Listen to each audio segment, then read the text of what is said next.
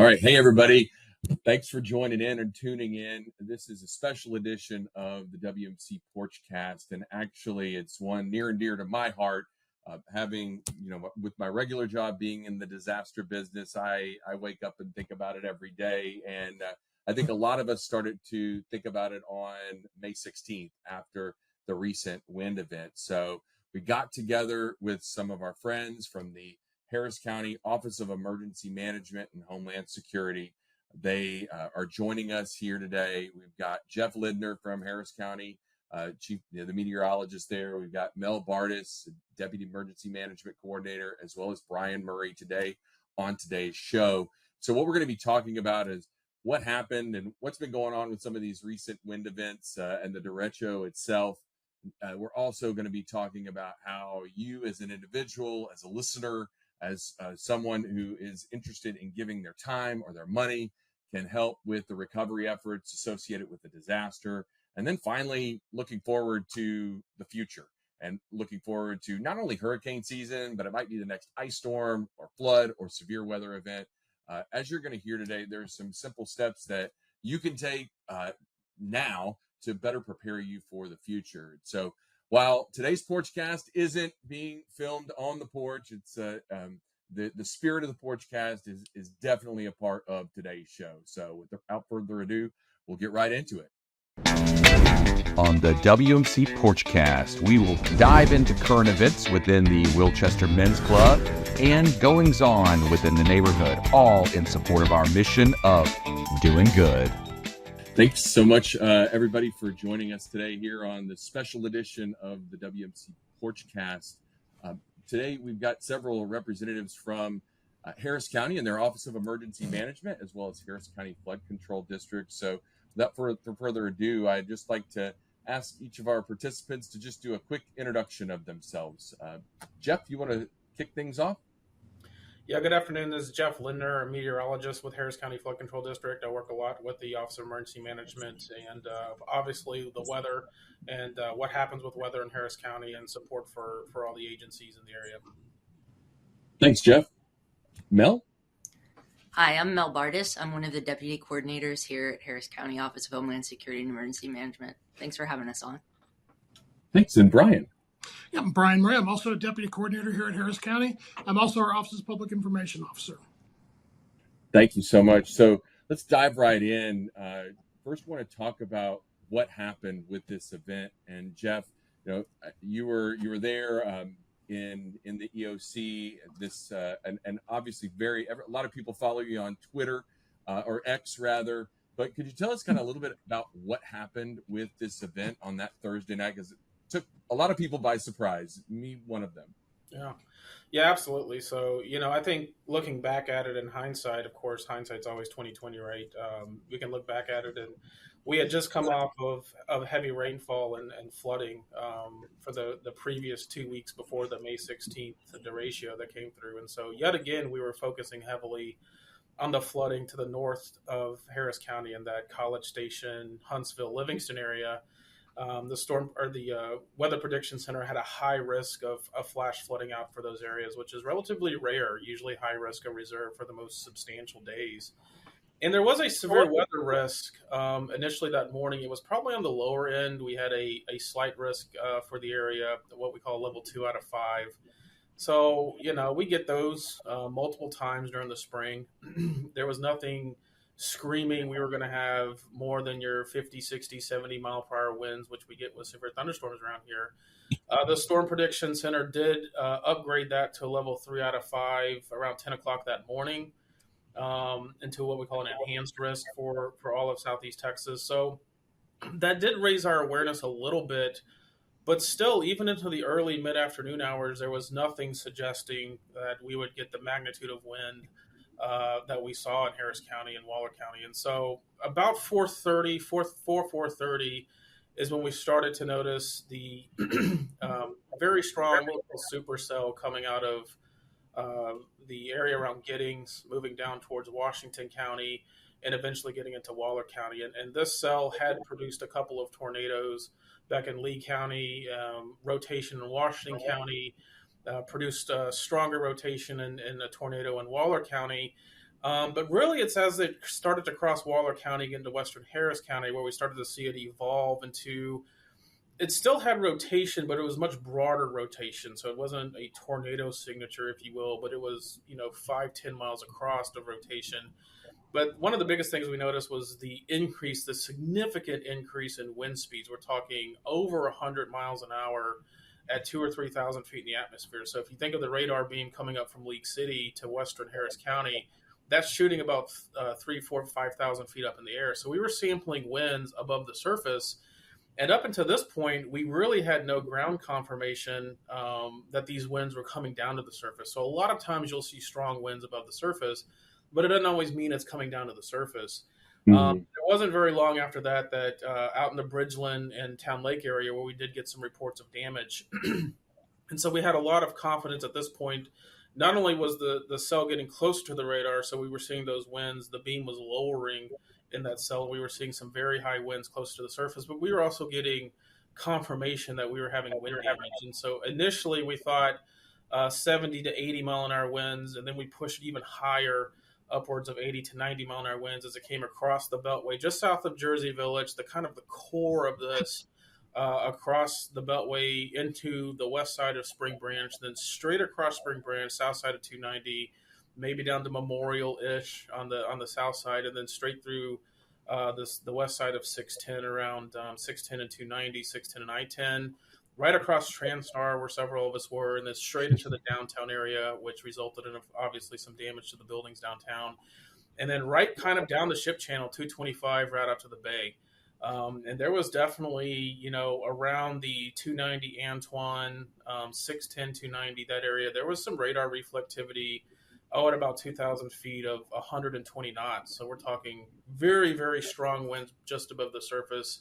And that's really has been confirmed with a lot of the damage we saw in that area. I was part of a lot of the damage surveying that happened afterwards. It was very consistent with straight line winds, with kind of the bow event. All the debris was generally laid in the same direction. All the trees were kind of laid in the same direction. If you're like, oh, well, the tree twisted at the top or the sign was kind of twisted. Yeah, well, that's what happens when you get really strong winds, 90 and 100 miles an hour. Things can twist and turn and move around. But generally speaking, this was not a tornado for most areas. The only confirmed tornado we saw was in a small section there near Tuckerton, just south of Town Lake. There was a small EF1 tornado in that region, but several areas, Spring Branch, down to Memorial, out to the Beltway, straight all the way into downtown. We feel comfortable recorded 90 to potentially 100 plus mile an hour winds. And that matches well with what the damage we saw. Not a lot of structural damage. It was a lot of trees falling into structures.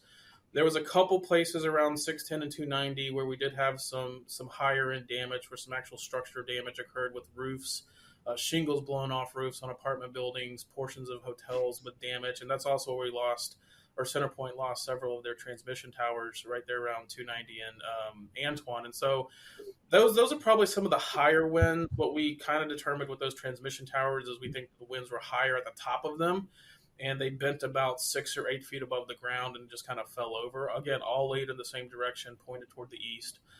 So we're very confident in that this was generally straight line winds. And just to kind of talk a little bit about the derecho term, I think that's been a little different for some people. It's not a new term. Derechos have been around for a long time. They're relatively uncommon down here along the Gulf Coast. They're quite common in the Midwest and the Great Lakes in the Northeast in the summertime. So July, August, maybe even June, you can get these big derechos across Minnesota, the Great Lakes, and they can travel hundreds, if not thousands of miles. And that's really the definition which defines a derecho. So it's a long-lived windstorm, and that's exactly what we had here. This event kind of started on the southeast side of Austin and moved all the way to the east coast of Florida. And so about 12 to 1,300 miles, producing damage all along that way. And so that fits the criteria and the definition of a derecho of, you have these strong winds over a very large area for a long period of time. And so, originating here in the afternoon of the 16th, moving off the east coast of Florida, midday-ish around the 17th. And that kind of fits what you see in the Midwest, in the Northeast, from time to time. And people, has this ever happened before? It has. Looking back, it looks like the last time we saw something of this magnitude was May of 1983, May 20th of 1983. So almost exactly to the date in May. But it's not super common for us here to get these big wind events that continue. And I think that's what sort of threw off a little bit when we saw this coming out of Washington County to Waller County. It's always, well, these things are going to gust out and they're going to fall apart and they're going to weaken a little bit. And that just didn't happen with this one. And so, the Weather Service did a really great job of keeping, even though we knew this wasn't a tornado, they continued the tornado warnings all the way across Harris County. So we made sure that the wireless emergency alerts were hitting everybody's phone. And I can't tell you the number of people I've talked to that, when we issue tornado warnings, it's kind of like, let me go outside and look and stand on the front porch and go in the backyard and stare at it.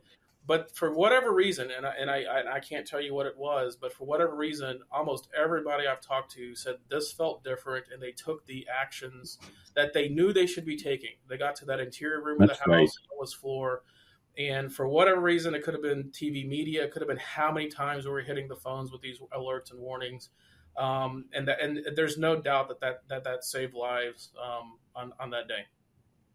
That's great. No, I tell you what, just driving around my own neighborhood, driving around some of the other areas. I know you had damage your office, Jeff, and a lot around your home.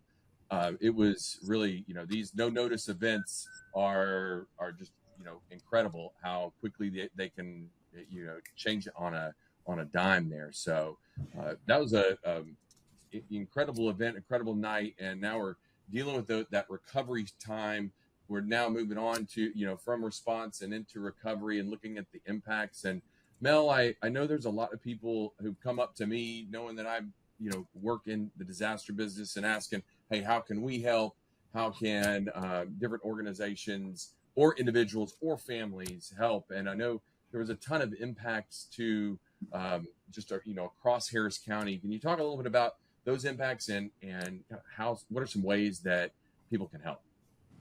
Of course. Thank you, John. I want to start with a hearty thank you to just Houstonians and Harris County residents in general, because what we saw was a lot of neighbors helping neighbors behavior right after this occurred. And so whether it was helping neighbors who had a tree fall on their home or something that was blocking a road, people getting out right away with safely and thoughtfully removing, their own debris, not waiting for the government partners to even come in, but taking care of their neighbors, being that first contact was incredible. And I know strong neighborhood organizations like yours and what you're doing through your organization sets the foundation for that, right? Where you all know each other, you establish those foundations for knowing each other. And so that is huge. I cannot explain how huge that is and what you're doing, and appreciate y'all having us be a part of this. As far as other specifics now, like what to do now to help, there's a couple pathways. We're really focusing on donating your time. If you have the urge to donating your time is probably the most effective way to support this incident, in that there's two pathways that I would recommend, and one of those is volunteerhou.org, which is, there's a number of different organizations through which you can volunteer. They will have some disaster specific needs in there, but organizationally, I would say that anything related to food right now is incredibly important. And HoustonFoodBank.org is a great place to either donate food, donate money, donate your time. This is a food disaster unlike anything we've seen in a while, because of the extended power outages and the extreme heat afterwards, and then more wind events, more power loss. On the 28th, we saw another 300,000 customers without power again, and so there's repeat losses, repeat power outages, and so people are continuously losing their food, and food is more expensive than it's ever been. Food is really the word of the day. So I would say those are two places, and then also financially, I would say that the Disaster Alliance, this is a partnership between the United Way of Greater Houston and the Greater Houston Community Foundation, where there used to be lots of different places to give your money. Mhm. This is an organization that the judge and the mayor came together and said, we're gonna highlight one fund, and this is going to be led by the community for this, and have a singular place to donate, and that is the disasteralliance.org/derecho, and that is the organization, or the donation place that we would recommend if people were inclined to give financially, that would be the most recommended location. No, thanks, Mel. I got to tell you, that's, again, in talking to friends and neighbors, there's always that question of, what's the right fund? Can you vet something? We don't want to donate time or money to it, unscrupulous organizations, that sort of thing. And so hearing something like that, and knowing that that's out there and vetted, that's great. And so, kind of turning away from the current and what you can do now to the future, because we know there's going to be a next one. You always say it's not when, or not if, it's when.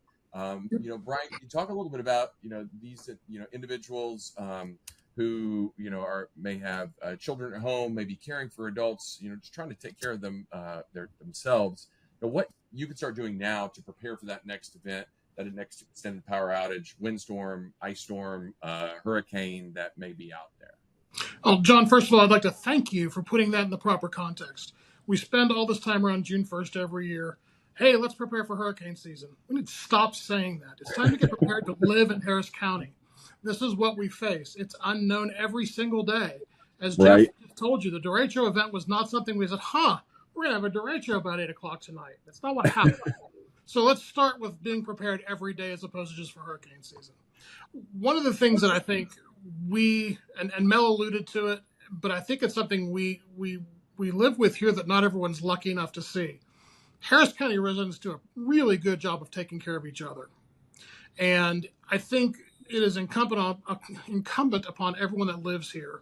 Yes, take care of yourself. Get your disaster kit together. Have your plan. Know what you're going to do. Have your food and water, your pet meds and your pet food and everything else. What's your neighbor doing? What is it you can do to kind of evangelize for preparedness amongst your friends and neighbors? Do you have a neighbor next door who maybe needs some help getting those trees trimmed to get them in shape for hurricane season, or maybe needs a little help getting that kit together? What can you do to be that person who's a resource for your community, a resource for your neighbors, your friends, your family? Are there people in your neighborhood that maybe are a little frail or medically sensitive? Maybe they need to be on the state's emergency assistance registry. How can you help them do that? Can you walk over and help them dial 211 and get that registry set up? So being aware of what the needs are in your community, being aware of what resources you have, as Mel said, your time, your money, your talent, I'll throw that in there, to make things better for your neighbors, I think is one of the biggest things that we neglect when we talk about preparedness, because really, I can do everything I want to for myself. But at the end of the day, it's a much stronger community if Mel and Jeff and John and Brian, all living next door to each other, are in a good position. We've been prepared, and now we're also resilient. And I think that's the goal we need to strive for. It's not so much being prepared, it's being resilient. It's the ability to bounce back. That's great, Brian. I got to tell you, I hadn't really put that into perspective of, neighbors helping neighbors or neighbors in need. And, maybe it's myopically focused on what our problems are, but to be able to have that perspective and to make sure that the family next door, who may be in their 80s or who may have small children or what have you, having them and having them over or trying to figure out what they need, that's a great idea.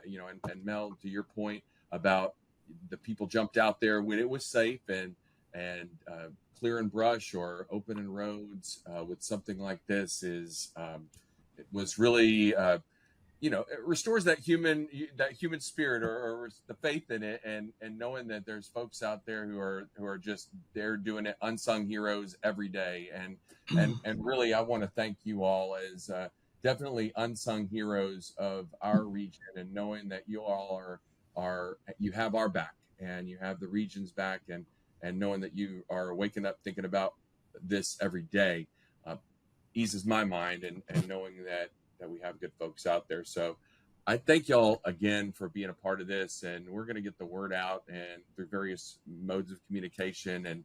And so we're just really thankful that, this partnership with Harris County Office of Homeland Security and Emergency Management, you all made time for us today at the WMC Porchcast. So with that, I'll sign off, and we'll see y'all soon. Thank you. Thank you, John. Thanks, John.